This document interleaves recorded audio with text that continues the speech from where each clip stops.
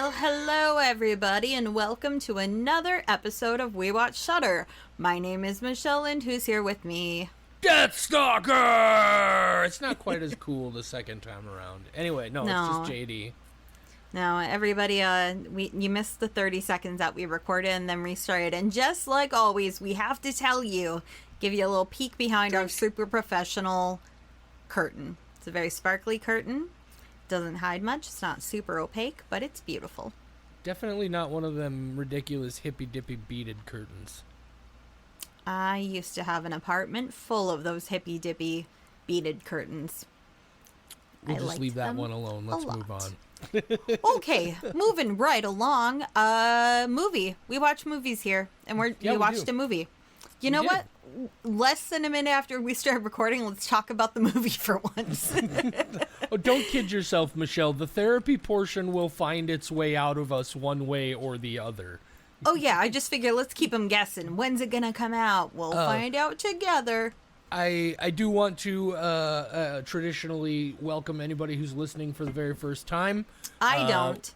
I know. You never do. You're so hate rude, them. Michelle. I know. You're the worst. I can sense their aura. But I'm a nice guy, and I at least want to say thank you for checking it out. Shit gets weird sometimes. You're probably like, oh, I get it. It's like, oh, we're weird. Trust me, you're gonna know all about my dead mom and all sorts of other things by the time we're done. We share too much. Do we? I think most people would agree that some of the things we talk about cross the line. Well, to us, it's fine. I think all those people are wrong. So exactly, and that is why we're both in need of psychiatric help in the form of medication and therapy. Do you think there's maybe a connection, JD? Probably. Guess what, Michelle? I go see my drug doctor, my brain drug doctor, this week. Probably going to get on some shit for my newly diagnosed ADHD. I probably would have gotten on it earlier, except in real ADHD form, I completely forgot that I was the one who needed to contact my psychiatrist. I thought for a while that the person who did my testing was going to send the results and everything off to them, and then they would contact me about an appointment. And then, of course, they never did because that was my responsibility, but I have one on the books now, and we're going in to get her checked out. See, I told you we'd get to the therapy portion one way or the other. I tried so hard. It would have been a good April Fool's prank if we had put out one where we're like, hello, there will be no shenanigans. We're just talking movies today. Shenanigans. No shenanigans. This is a very strictly serious, very methodical breakdown of the movie. No fun, just facts. All right, next person who says shenanigans, I'm going to pistol whip you. You know that reference? Not Reno. I'm picturing it. Super Troopers. Yep, that's the one. Oh, man. You got it. Great radio, as they say. That movie's fabulous. We quote movies and then try to figure out if the other person knows it. If you've never seen Broken Lizard's Super Troopers from, I want to say, 1999, maybe 2000... fucking turn this podcast off. Come back when you're done, but go change your fucking life. That movie's fantastic. I wonder if it holds up. It does. I'll still love it. Okay. I just don't trust any comedies from that era. I'll still like them, but I'll be like, oof. Oh no, we didn't know better. What we do know better is to talk about a different fucking movie on this episode. Yeah. What are we talking about, Michelle? Deathstalker, the 2025 film, not the 1983 film, from one of my absolute favorite writer-directors, Steven Kostanski. Every time I see something, I like that man a little bit more. Mr. Psycho Goreman, Mr. What was the Frankie Frico? The Void. The Void's the one you really like. Well, and to be fair, he was one half of a pair of dudes who co-wrote and co-directed The Void. But yeah, he was there. Done a bunch of those Astron 6 movies. What is like The Editor and Manborg. A lot of that weird shit. Anyway, BioCop. Yes, yeah, BioCop. BioCop's my favorite. Leprechaun Returns. We watched that. Yep. We'll just leave it at that. All the parts about it that were good were because of him. That's for sure. Yes. If you don't know Steven Kostanski, the dude is just just an insane talent with old school practical effects and special effects makeup and costumes and creature designs. Just incredibly creative and well executed. I feel like even if you're not super into his movies, which honestly, Michelle's definitely been a bigger fan of his work than I have. The one thing I can never take away is it's like Kyoto's Brothers stuff, right? Killer Clowns from Outer Space. Like, it's that level of fucking awesome. And so I was at least a little bit excited about this because I am a huge 80s B sword and sorcery fan. Michelle, what was your anticipation? I'm assuming you knew a lot about this, being a Kostanski fan, and how much. I'm also assuming you've probably never seen the original Deathstalker. Well, first off, you know what they say when you assume. Makes an ass out of you and me. And those were some bad assumptions, because one of them, you know for a fact I haven't seen the original Deathstalker because we talked about it several times, you fucking liar. On the show. You liar. I'm pretty sure. Yeah. Also, Michelle, you may have seen it since the last time I asked you. Perhaps in anticipation of seeing this film. That is fair. Time has passed since our last conversation about this movie. Secondly, despite being a Steven Kostanski fangirl, that made me want to go in more blind. So the only thing I knew was it's a remake. I didn't watch the first. I did want to watch the first, but life is wacky sometimes, so I didn't. And I went into this just knowing it was a remake of a movie that is so bad it's good, if my understanding is correct, or is it so bad it's bad? I guess that's debatable.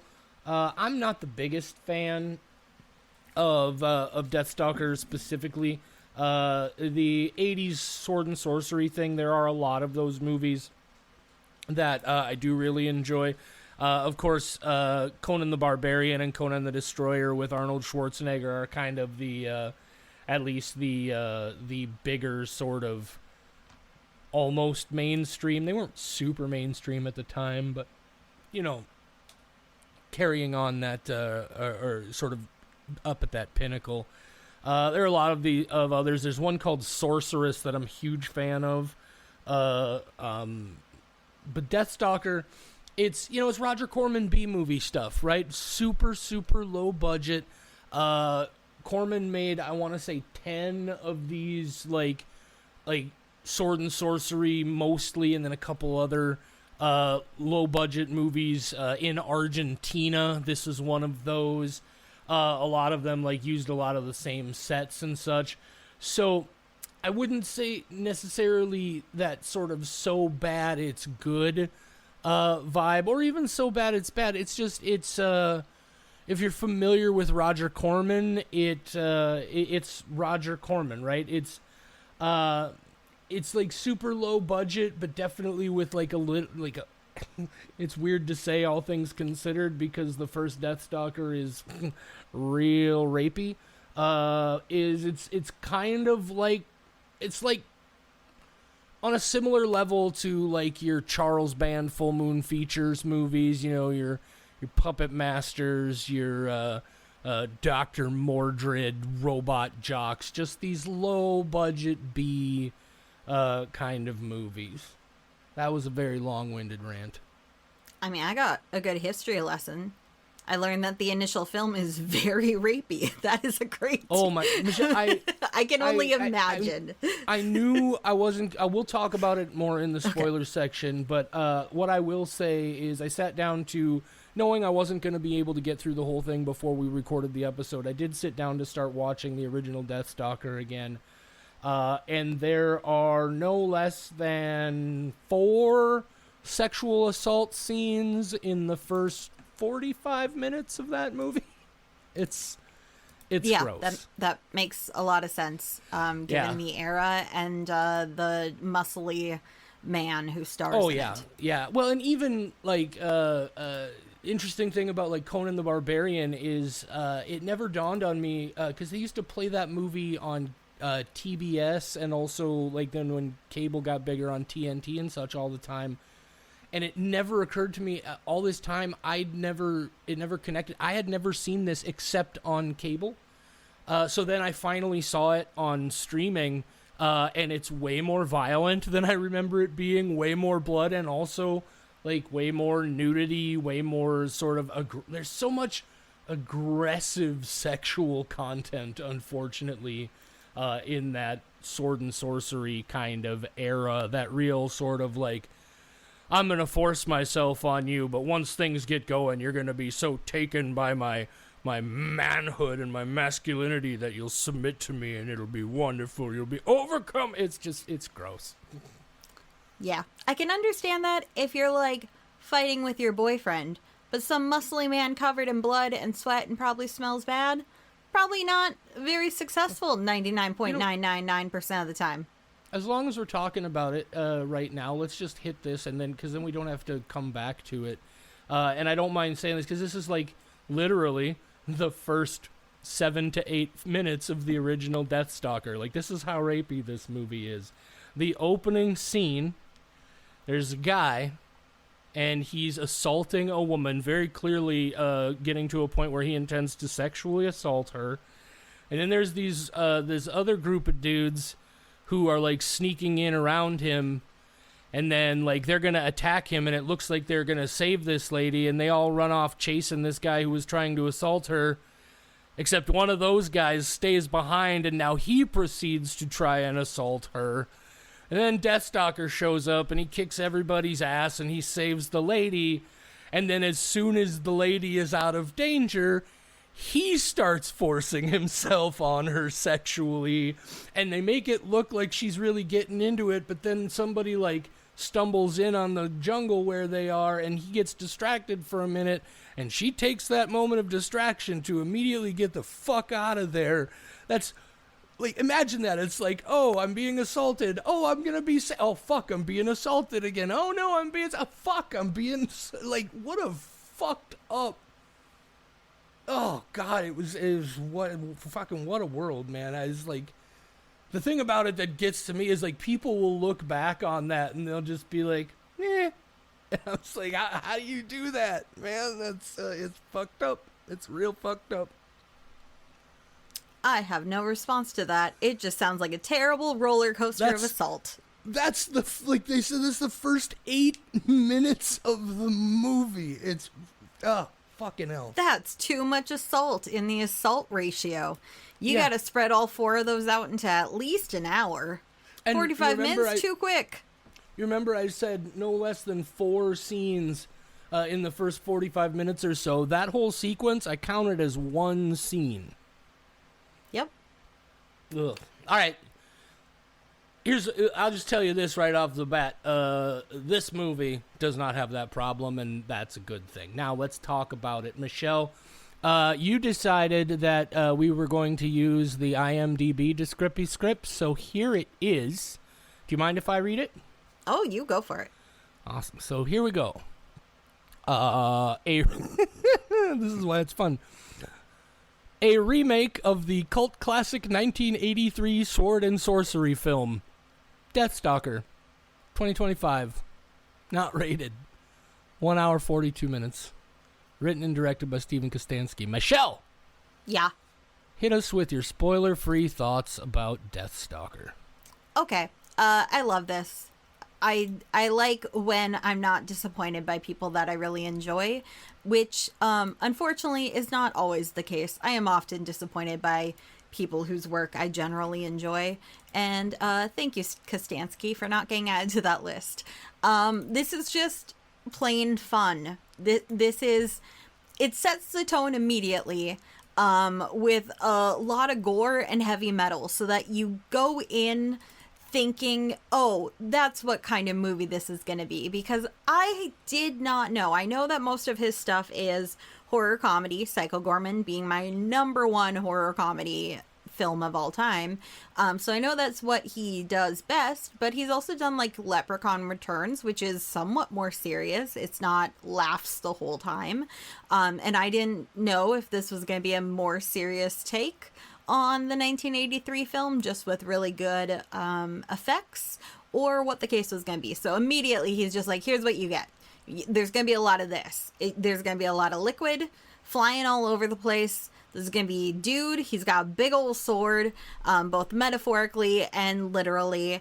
And he is just here to fuck people up while we play really loud music. And that's the kind of movie. And I was like, oh, okay, cool. And then somebody's voiced by Patton Oswalt, and I just swooned.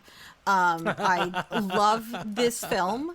As someone who doesn't usually like fantasy quest type stories, I don't like sword and sorcery films. They're much harder for me to get into. This was really fun. I really enjoyed it.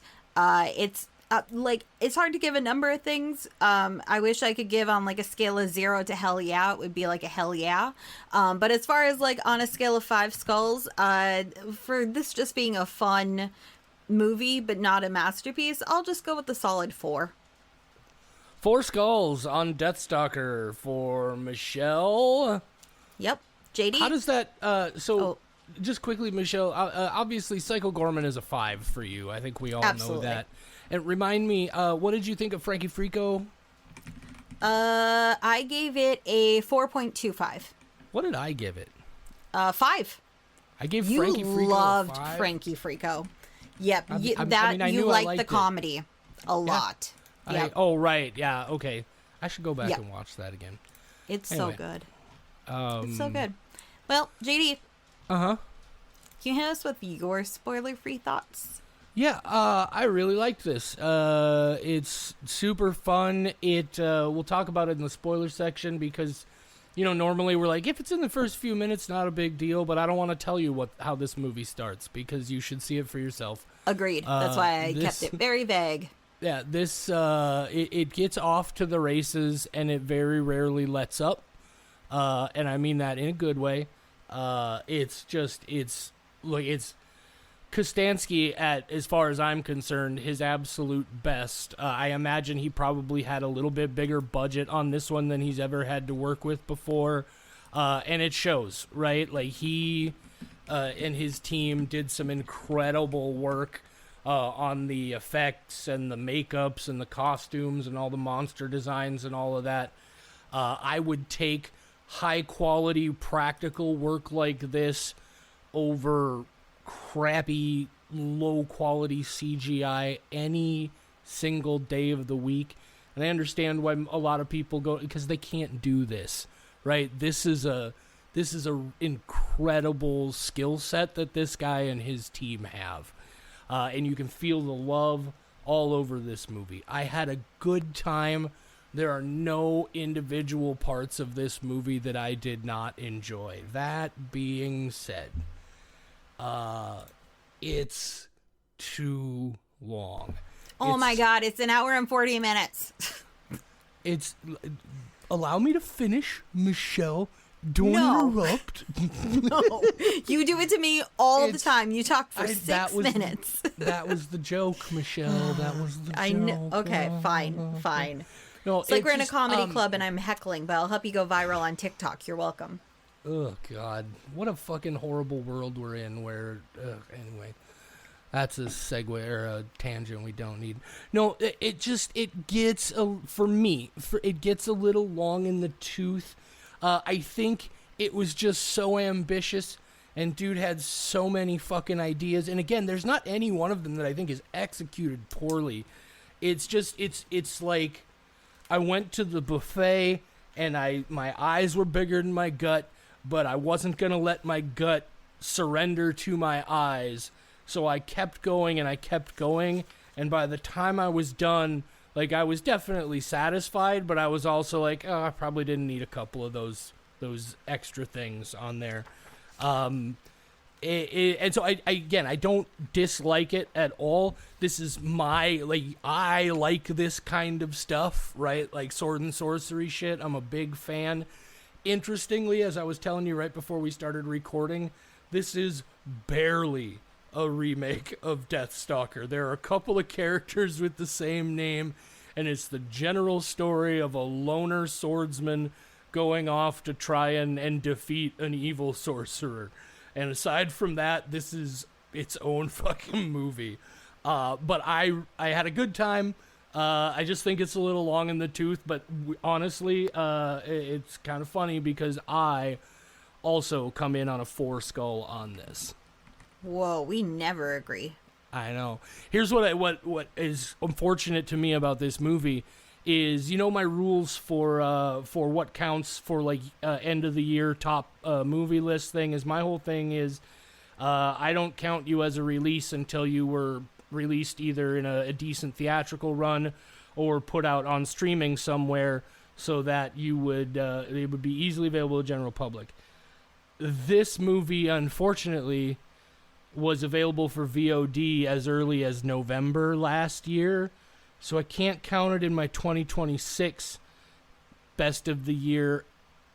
And I went back to look at it. Definitely wouldn't have made my top 5 for 2025, but this might have made my top 10 in like the 9 or 10 spot. Nice. Yeah. It would kick Sinners out, right? This would replace the spot of Sinners.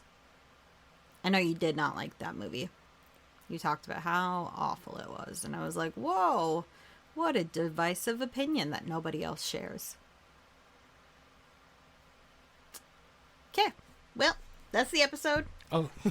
We'll see you next time. Bye. One other thing I did want to mention in relation to this being a very loose remake of Deathstalker, and I almost forgot, what I also found interesting about it is it does specifically reference several other movies. One in Shining, it just screams, "Oh yeah, this is from this other movie completely." It's another movie from the 80s called The Sword and the Sorcerer, but we'll talk more about that in the spoilers. There's like homages to Star Wars in here, homages to The Evil Dead and Army of Darkness, homages to Big Trouble in Little China. Like, this is a love letter to the fucking 80s. I just realized that I have no idea where my Psycho Goreman t-shirt is. So now I'm just over here panicking and making a list of places to check. I haven't seen that in months. And out of sight, out of mind, I wear it all the time. And that's a real bummer. And I don't know if I can continue. I'm really distraught about this. Do you need me to just keep babbling about stuff while you go see if you can figure out what's going on with it? No, because I mean, it's going to take me hours to find it, I'm sure. It's probably like behind the washer or something. But I just realized, I was like, where the fuck is that t-shirt at? That's one of my favorite t-shirts, and I haven't seen it in a very long time. How many copies of Psycho Goreman on either DVD or Blu-ray do you own, Michelle? 3, I think. Yeah, because I think I bought a DVD, then I bought like a special edition Blu-ray, if I recall, and then I think somebody gifted me another copy. I gave you a steelbook. You gave me a steelbook. Okay, I was like, I can't remember. I have several copies. They're all different. Thank you for giving me the steelbook. Yeah. I found it randomly on the clearance shelf at Walmart, a single isolated DVD for, I want to say, $8. It's a great gift for $8. Yeah. Psycho Goreman's great. Price. I might all right, rewatch should we get into this. Should we get into the spoilers here then, Michelle?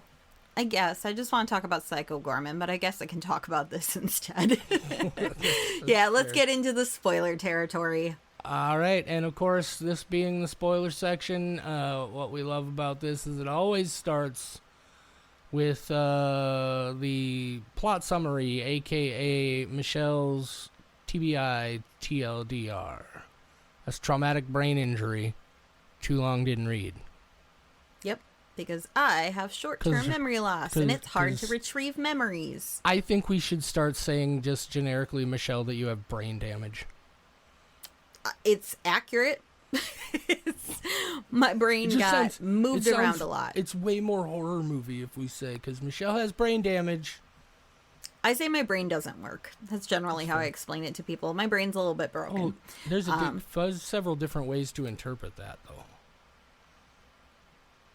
I don't know what the different ways are. I mean, yes, there's many things that could have broken it, but what else do you mean? Like housebroken? My brain doesn't pee inside. Is that what you mean, Judy? Okay, let's get to the movie. I'm sorry, I fucked it up. Hang on, I gotta take my brain for a walk. It wants to go potty. Okay, so here's my TBI TLDR summary of Deathstalker. And immediately my brain blinked out. Thank God for this movie poster on IMDb that I can stare at to channel my memory.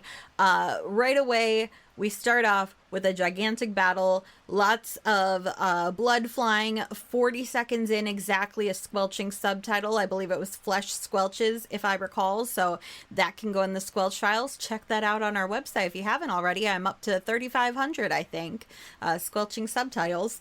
And so while I'm watching this fun battle scene, my husband walks in and he goes, "Are you watching Dune? Because that's how orange this movie is." And it stars a man with long hair.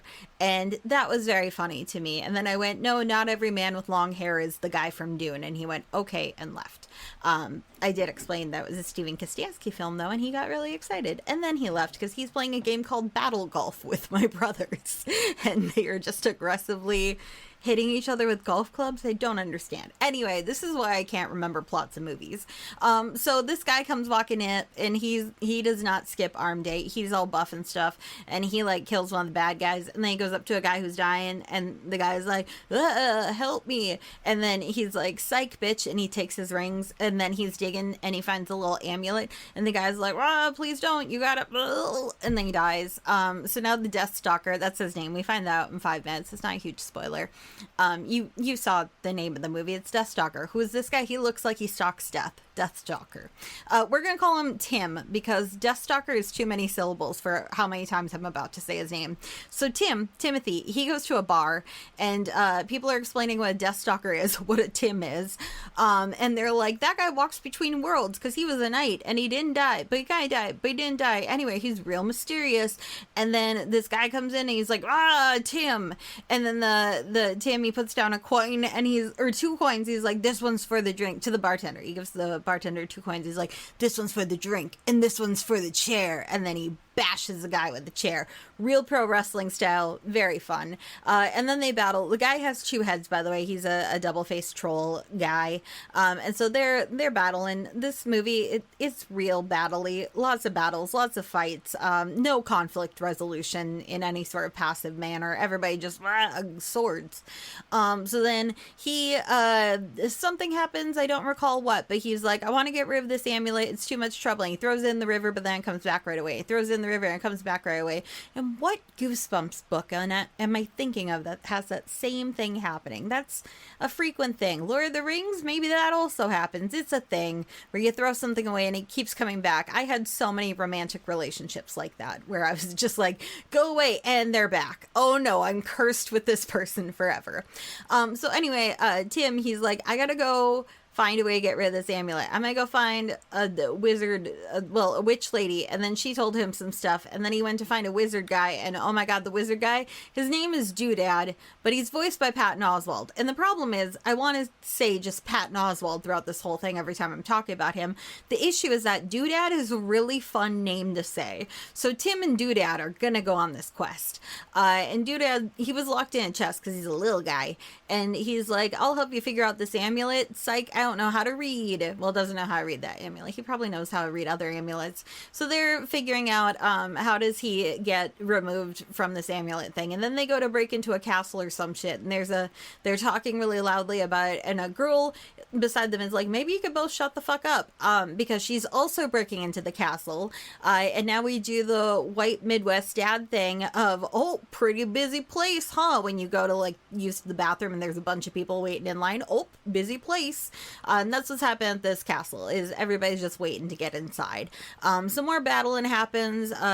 These guys battle each other. These other guys battle each other. Some swords happen. They clash, they clink. There's some squelching happening. Lots of fun prosthetics and dudes. He's fighting against these dreadites, which are like skin guys. Like they are all muscle. And I think it was to make sure that like Deathstalker, he's all muscle. But is he all muscle to the extent these guys are, where they are literally muscle and nothing else? No sinew, no other things. No, I'm just imagining a man who is just muscles and how he would be a heap of meat, and what a terrible existence that would be, because without all the other stuff you can't really move. You could twitch a little bit. Anyway, what was they saying? Deathstalker. He stalks some death for a while, and then he's like, my old friend, he's a bad guy now. And then they battle for a while, and then there's an old guy, and he's gonna like use the amulet somehow to make evil shit happen. And Deathstalker's like, nuh-uh. And then they battle, and then he pulls out a sword that is actually 4 swords but duct taped together. So then it's like 4 different blades, which doesn't seem like a great sword design, honestly. That just seems like if you were in a sword battle with somebody, that would be very heavy and awkward and hard to stab somebody with. And then he removes one of the swords and is like, aha, tri-sword, way better. And he stabs a guy in his 3 hearts because he is a cow. And instead of multiple stomachs, he has multiple hearts. And then also the girl that was with them, she transformed into this guy, but then she transforms back. And then Patton Oswalt is like, let me magic that sword, and end of movie. The end. I obviously forgot all the details, but I just remember all the battles. I can't tell you what happened. I know this bad guy. I know the prince. I didn't even talk about Grendel. No, you didn't. It's hard. You also, you didn't talk about Scarabus the mummy with the buzzsaw thing. You didn't I don't talk remember about Scarabus. Which one was Scarabus? He had the like the saw blade on the chain. He looked that like guy's a name was mummy, Scarabus. and he had the blue Scarabus, yeah. And then you also didn't talk about the giant robot guy with the turning head who like shoots green energy out of his eyes, who attacks them at the campsite. You want to specifically talk about the cool monster design, because I'm down for that. I was summing it up because none of these people have fucking names as far as I'm concerned. Jeremy is the robot guy. It's actually, I want to hit this right away so I can get this is. So I'm a guy, like, this is the part of it that I think, to me, again, I there's not, all of the creature designs I really fucking loved. All of the effects are great. There's no individual part of this I thought was bad. But there's just so much of it. And I find it interesting that you went through that whole plot summary and you didn't mention either one of those bad guys specifically, because I was thinking the whole time, I don't like to just be like, this movie could have been shorter. I like to at least try to be like, if I'm going to say that, what do I think I could have done without here? And as much as I like the designs, and as much as I like everything that went with it, I think this whole side story about the superpowered assassins that are individually coming after him was more than this needed from a story perspective. I think you've got enough here with the weird red muscle whatever dreadite monsters and Jotak the arch enemy. Again, from a story perspective, I think you keep that little bit where they go to the cemetery to get the scroll to translate the amulet, and there's those weird cultist dudes there who, by the way, were one of my favorite fucking designs in this, when that guy turns and he comes up with his hood and is just like this slobbering mass with a weird fucking iron cage around it. Fucking loved that. I just feel like that you could have easily taken, like, even at the beginning with the two-headed troll, super cool, but even that you could have just sort of pulled, because he's one of the assassins, right? You could have done something very similar there, but just have it be some of those dreadite soldiers coming after him because he's got the amulet now, right? And just sort of streamlined the story a little bit. because I did have a point where I like about hour and 15 in, where I was like, okay, I looked and it's like, oh man, there's still like a half hour of this left. I was feeling like maybe 15 minutes, but that's literally, again, I can't, because I get it, right? Like, the guy does such fucking great work, and these are all great ideas. I feel like, though, you could have saved, like, the Siamese troll and the robot guy and the mummy with the weird chainsaw blade. I feel like you could have saved those and put them into their own fucking movie somehow, right? Tell this one story of some guy who's got I feel like it was just so ambitious that it got a little forward. And now I don't have to talk about that anymore. How, like, I don't know, you have any response to that? Yes, I was waiting. Have at it. Shoot. I disagree so strongly. Okay. If this movie took those guys and... Okay, first off, if they were just working alongside whatever the Dreadite guy, Necronomnom. Love that name. Yes, that name. Great name. Cannot say it unless it's sitting in front of me, apparently. Necronomnom. So if these guys were, like, working alongside him or the Dreadites or something, I'd be like, what's this one guy's deal? Why does he look like that compared to all the other guys? And it would be weird. Sending just random assassin mercenary guys after him gives him an excuse to do the things that are the best part of this film. And I think that if they had been part of the other army, I'd be like, well, why aren't they just Dreadites? That doesn't make sense to me. They had to have a separate thing and be like, yeah, this is too much, we know, but look at these other guys you get in exchange for that. And I feel like it also adds to Deathstalker just being hit from all these different angles. Everybody wants to kill him. They want to take the stalker out of the Deathstalker and just make him death. And so I enjoy all those guys coming at him. I felt like the too much was exactly what this movie needed. Introducing all these characters, like we go from a witch to Patton Oswalt, who is a little wizard guy, to Grendel, he's betrayed by the girl. Like, all this stuff is happening.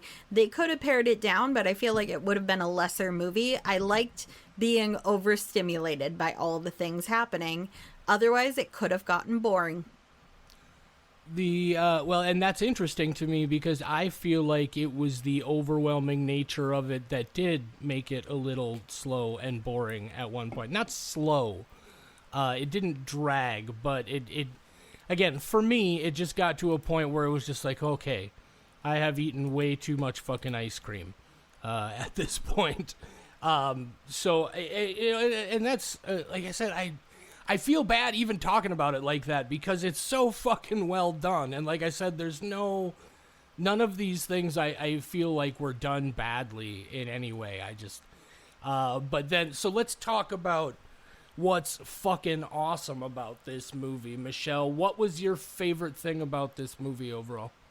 I mean, the prosthetic effects, just generally. I like the way the Dreadites look. I like the way, I like the puppet guy that Patton Oswalt is, Doodad.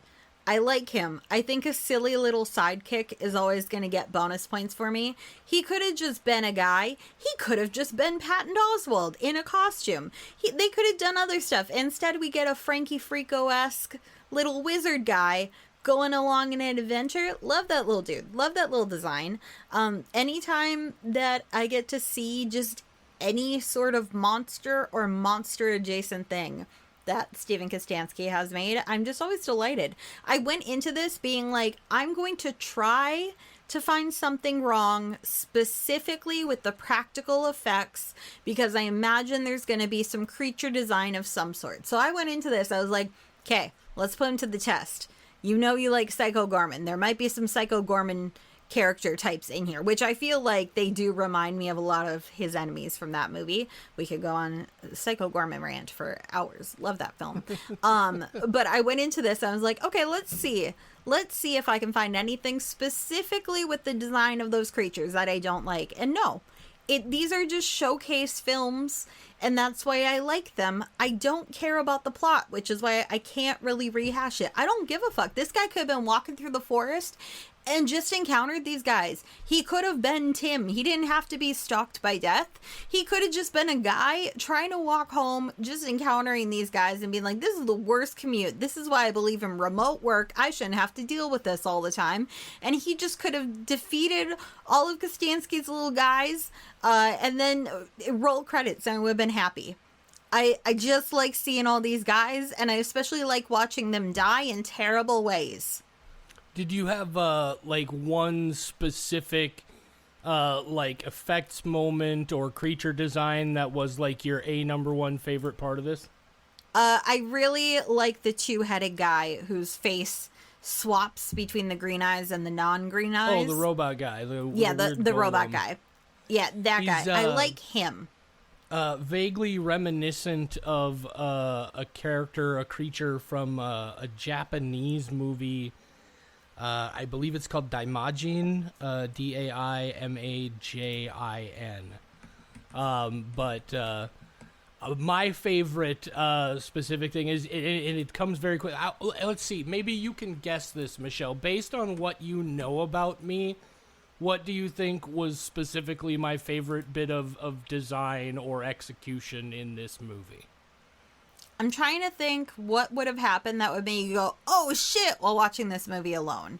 And I'll tell you this: it's not a moment. It's a character design. It's a makeup / costume. Oh God. Okay, let me think. Okay, who's in this?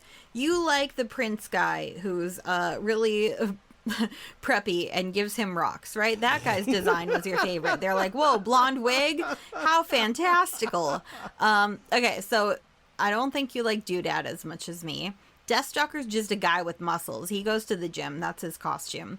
We get Necronom Nom. He's just an old guy. Do you like the Dreadites overall? No? The Witch. Surprises me a lot, because when I was going through my list, I was like, not Grendel or the Witch. We don't even have to say those out loud. Okay, tell me about it. I love the Witch. First, of course, that's why I specifically said think about what you know about me. Oh, you love witches. I might put you. Yeah, I love this. Obviously, it's like a haggy, swampy bog witch type of vibe. I love that the witch is wearing like a giant caged box on its own head. As like a box, and then it's all chained up. And if there's anything, there's like a tiny hole that the witch can see out of and that you can hear the voice through. But, I don't know, there's just something extra fucking creepy about that witch setup that I was just like, all right, this is fucking rad. And then a close second, and I wanted to mention this, we were talking about the very first thing you see in this movie. This movie tells you immediately what it's all about because you're on black and the music hits and the very first thing you see is a splattering decapitation. Like a sword cutting through a dude's neck and his head being ripped off, geyser of blood. 30 seconds later, you get a guy with a serrated sword sawing another dude's head in half. I was going to mention that as one of my favorite effects. Yep. Fuck. Like, this is when I started this movie, I was just like, oh shit, we're in for a fucking ride. Anytime I get a squelch within the first minute of a movie, I'm content. Just give me like goopiness. That's great. Did you get a reasonable estimate at least on the number of squelches in this, or even an exact count? I caught 3, but I was also folding clothes while watching it. And so I was not always looking at the screen. I was trying to watch the battles, but also like my t-shirts needed to be folded, which is how it clicked that, oh my God, where the fuck is my Psycho Goreman t-shirt? I hope I didn't lose it traveling. Where is it? So I was folding clothes and I know I was not closely watching subtitles, but good news, I'm probably going to watch this again. So I'll actually watch for it that time. I caught 3 on the first pass, but I don't think that's a comprehensive list. I have actually seen it twice at this point. First time I watched it real quickly, like after it dropped, and I might have. You watched it quickly. It's an hour and 40 minutes. Did you watch it on 20 times speed? You know, what I meant to say, Michelle, is I watched it immediately after it dropped. I misspoke. I'm Okay. sorry. I was like, whoa, quickly watching an hour and 40 minutes. What'd you do? Well, and again, it was like, and that was the thing, is it was like 2:00 in the morning when I turned it on, and I was a little drowsy, and so I wanted to give it another shot just to make sure that my dozing wasn't entirely just being tired. And I didn't doze the next time, but I could definitely see, like, okay, this is where things started to slow down and that sort of thing. But fuck, what else was I gonna talk about? I don't know. What else do you want to talk about, Michelle? I don't know if there's a lot of stuff for me to talk about with this one. Oh. It's just a visual masterpiece, and so I don't, like, go fucking watch it. If you haven't seen it yet and you like looking at cool shit, here you go. You're welcome. How There you go. how did you feel about the very obvious reference to Army of Darkness with the bad guys being called the Dreadites instead of the Deadites, and that whole vibe? I felt pretty indifferent. I did clock Dreadite, Deadite, and you should be very proud of me given that I had only seen The Evil Dead like once. I like the 2013 one. I saw Army of Darkness for the first time this year. I think we did an episode on it. Otherwise, we just talked about it. So you should be very proud that I even recognized Dreadite, Deadite. Same thing, but not. So aside from that, I did not have an opinion. I was just very proud of my horror knowledge. But I'm assuming, because you asked the question, that you have an opinion on it, JD. No, I brought it up mostly because I wanted to talk about the other little references to other things in here. Is there anything else that you caught specifically? No, I'm a dummy. I'm a dummy. No, you go for it.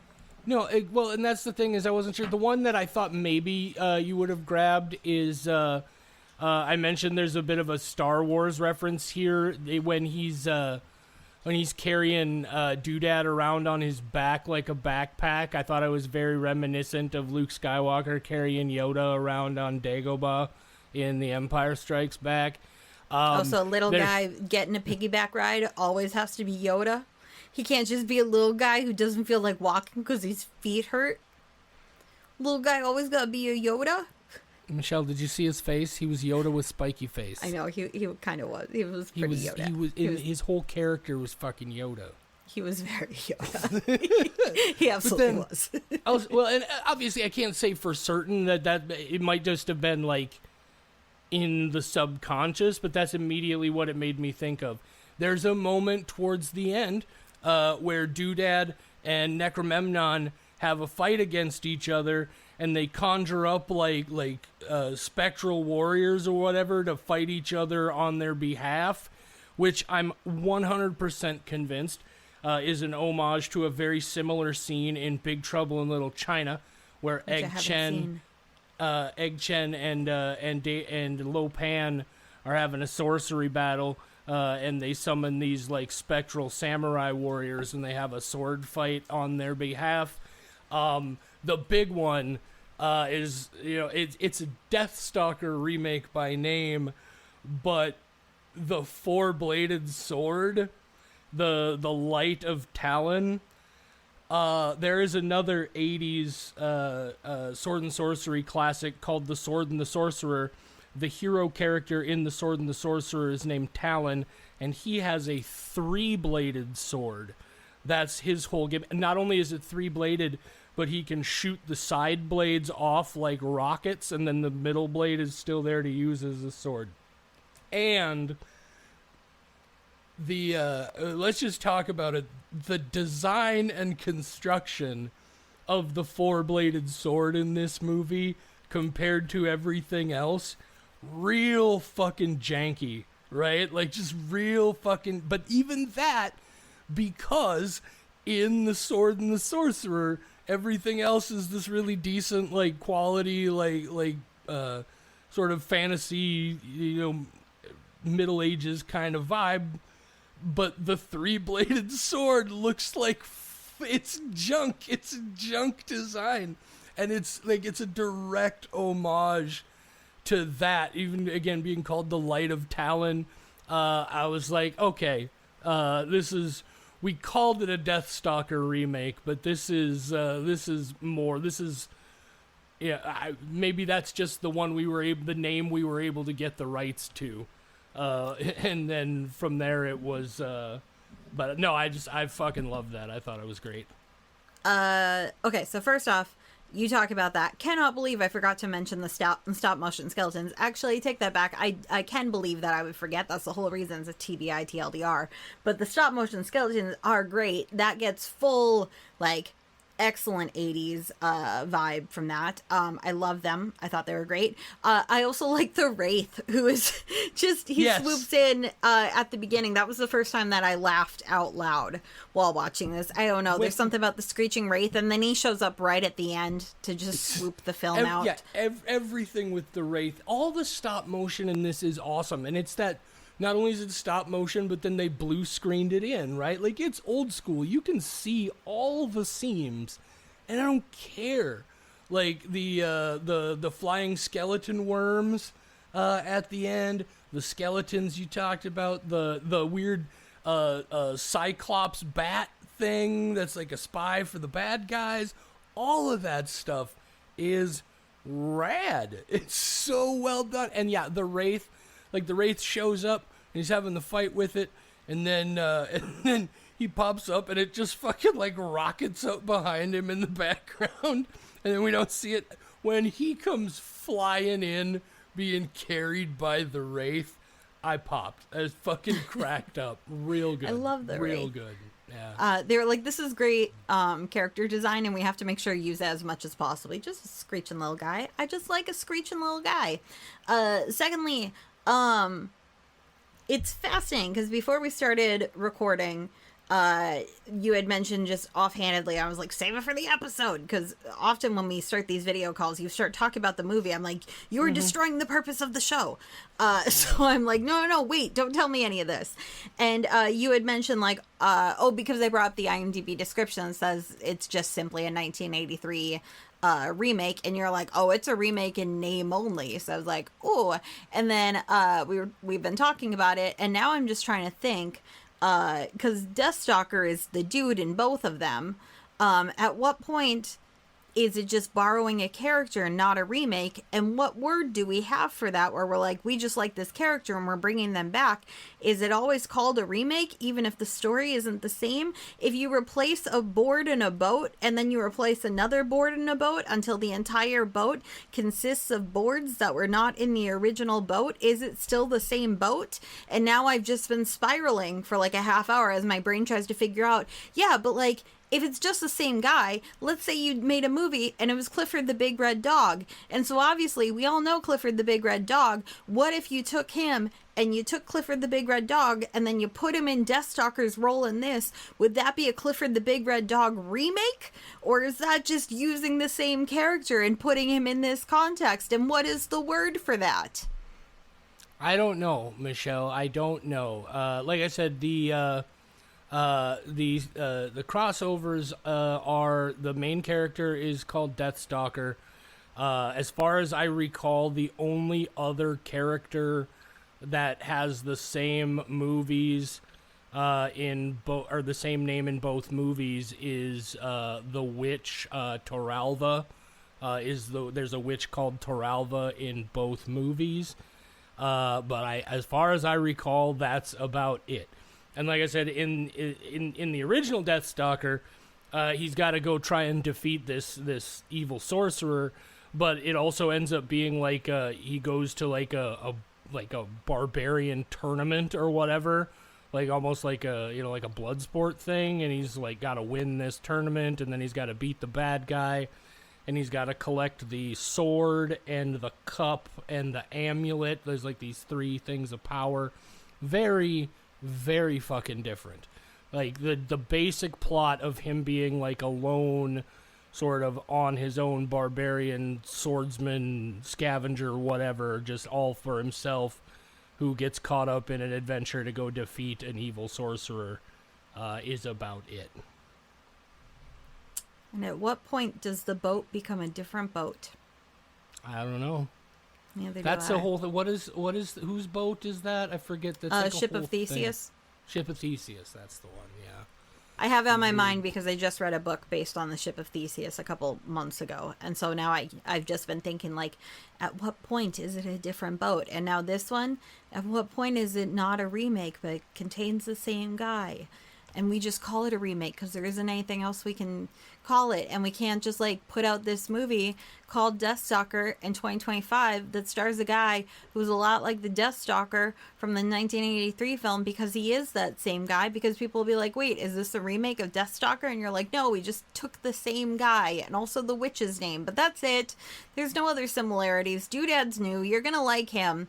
He's really fun. But aside from that, it's not a remake. And then they're like, whoa, if only we had a word in the English language for a remake where it's only the same in character design only, where it's just like the main guy and you want to use him in other stuff. And then they're like, why didn't you just make a completely separate guy and he's just muscly and you didn't have to call it Deathstalker? And then Stephen Kostansky spiraled like I am. Well, and especially all of that with, like I said, when the crux of it is a reference to a completely different movie. You know what I mean? It's, and not just a reference to, but I felt a very obvious reference if you know these movies. Like The Sword and the Sorcerer, if you get into this sort of stuff, is one of the first things you're going to see, right? So I have a theory. What's that? My theory is I'd never heard of the word Deathstalker movie or other context whatsoever until this remake was announced. Is the first 1983 Deathstalker kind of a deeper cut? No. No? Okay, because I was going to be like, maybe he named it that so that if you're in on it, you're like, oh man, that movie, because the entire thing is references to other movies and like a love of that genre. So part of me is wondering if he took the name so that, like, if you already love that genre, you're like, oh man, and then it's just full of references for you. No, it's also one of, like, the first names that will come up when you start diving into that stuff. Well, no one would do that. No one's gonna go watch Sword and Sorcery. Boring. Yeah, sure. And then there's like a Deathstalker 2, 3, and 4. I believe they did 4 Deathstalker films. That's too many. Yeah, so my genuine thought on the whole thing is it was like they just wanted to make a cool Sword and Sorcery movie, but also make it an homage in a lot of ways, and they were able to secure the rights to use the name Deathstalker. And so they did, rather than, because it's a big thing right now for producers to, like, we want to use existing intellectual properties that might have an already built-in audience, and not so much on this level, but, yeah, it's so different, a movie. It's like, you're at what point, like, I think also that's part of what allowed me to enjoy it as much as I did, is that it's not really the same movie at all. Thank God. Not rapey in the slightest. Not like even the a opposite hint of rapey. Mm-hmm. I was gonna say not even a hint of any sexual energy at all. There's never any hint of anything between Brisbane and Deathstalker. They never anything with Grendel and Deathstalker, other than he betrayed her guild, right? It's not like we used to be lovers or whatever kind of thing. There isn't a stitch of sexual vibe in this at all, and I really appreciate that. I do think he and Grendel used to be a thing. I get the vibes, but I also I alternate between that idea and that Deathstalker is asexual, because I love the idea of this type of character just not having any sort of sex drive whatsoever.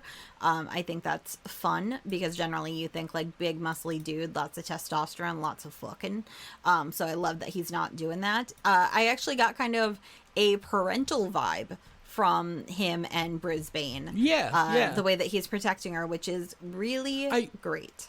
I would say more of like an older brother thing than necessarily but like a familial. familial vibe. Yeah, for sure. Because I was like, oh, I hope he doesn't hit on this young girl, because that's always a thing that happens, because you have to have a love interest.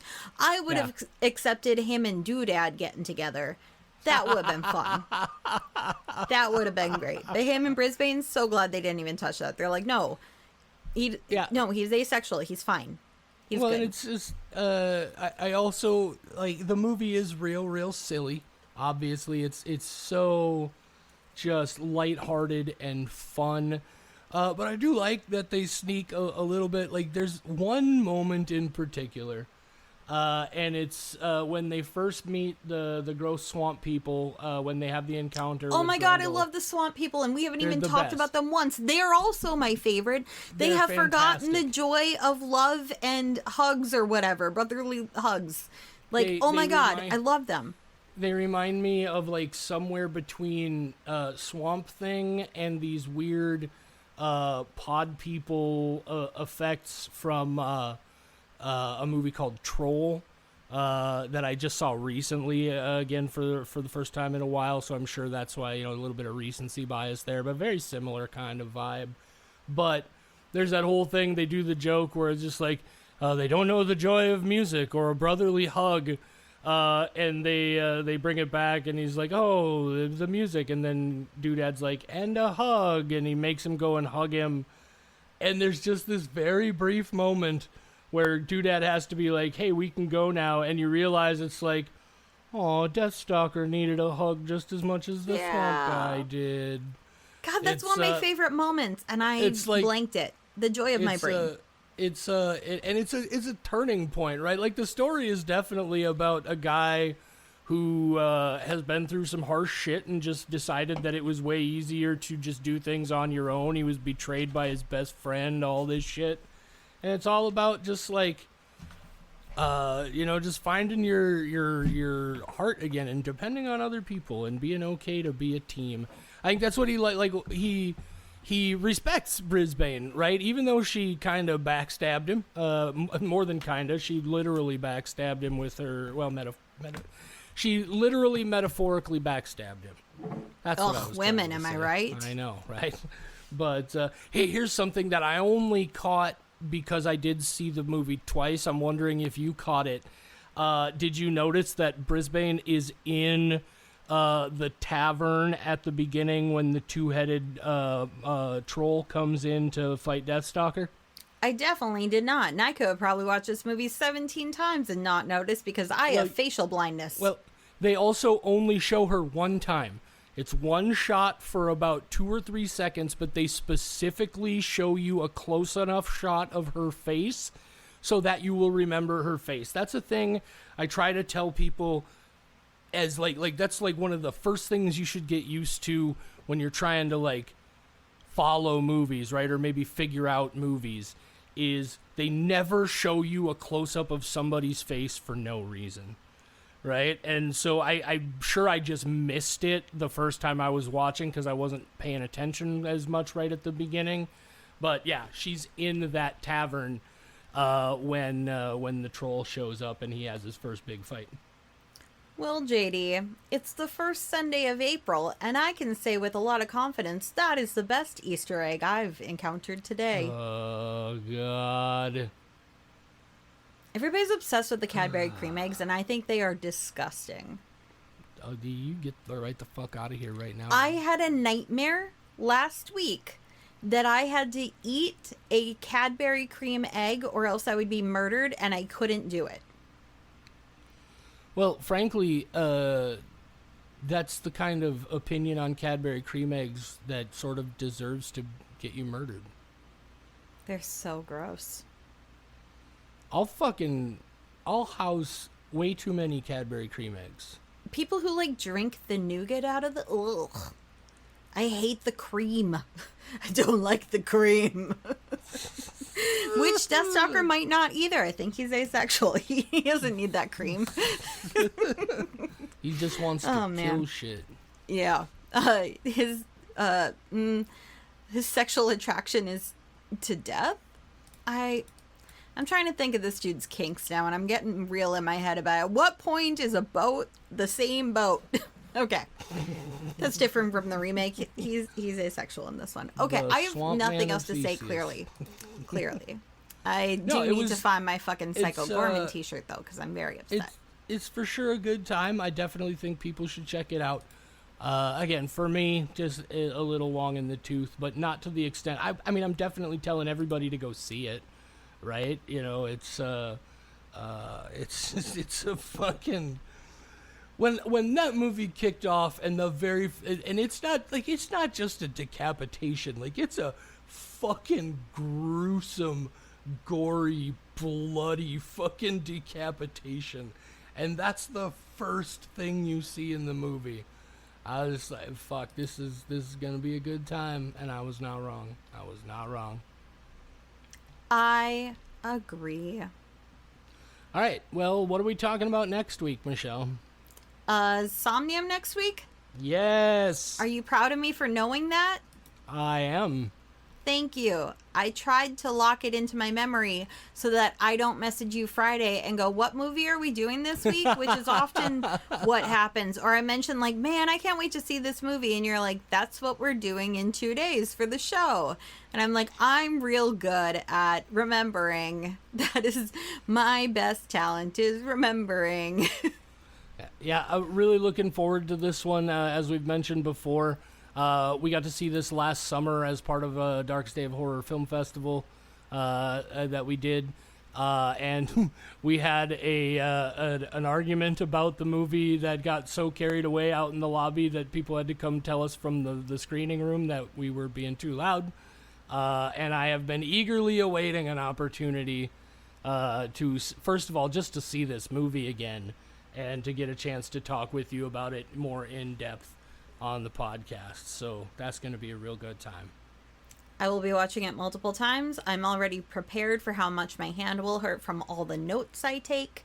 I'm going to get a little murder board going to explain my thoughts and opinions. I mean, you're going to tune into this video call. I'm going to have a whole cork board behind me with pictures and little red string connecting all the different things and being like, no, here's why you're wrong. Or I'm going to watch it and be like, oh, you were right, and I don't like that. Those are the two options. What I love about it the most is that ultimately the argument comes down to just one very small detail, but it's like the linchpin of the whole thing. Oh my god. They sell Psycho Goreman Johnny G posters. It's the guy in he's a guy in hunky jeans, and they sell a poster of that guy. Ooh, a two-sided bop bag? It's sold out. You know, bop bag, like the thing that the kids punch and it keeps coming back? They make a Psycho Goreman one of those. We've lost her, ladies and gentlemen. There's a jigsaw puzzle. What is this? Plastic meatball. I need to make sure this is a legit site, because I got mine from Creeporama. I hope this isn't like one of those where they just make a million things. That be bootlegging shit. Yeah, that's exactly. I will go make sure that they are legit. They were the first one that popped up on Google. But don't you be bootlegging shit unless it's big Redbubble. Shit. Not interested. Go ahead. Yeah. Bootleg corporate shit. Who gives a fuck? Yeah. Oh, hey. Anyway. Nick, who listens to our podcast, likes them on Facebook. So I guess that's enough of a indication to me that they are good people. Me and Nick both saw the Marcus mystery movie last Monday night. That was Hunting Matthew Nichols. That was definitely a movie I saw. They sell Psycho Goreman toothbrushes. Of course they do. Why wouldn't they? This is party supplies. You can get All him right, on say birthday goodnight, hats Michelle. and napkins. Oh my god, an Alistair beach ball. Good night, Michelle.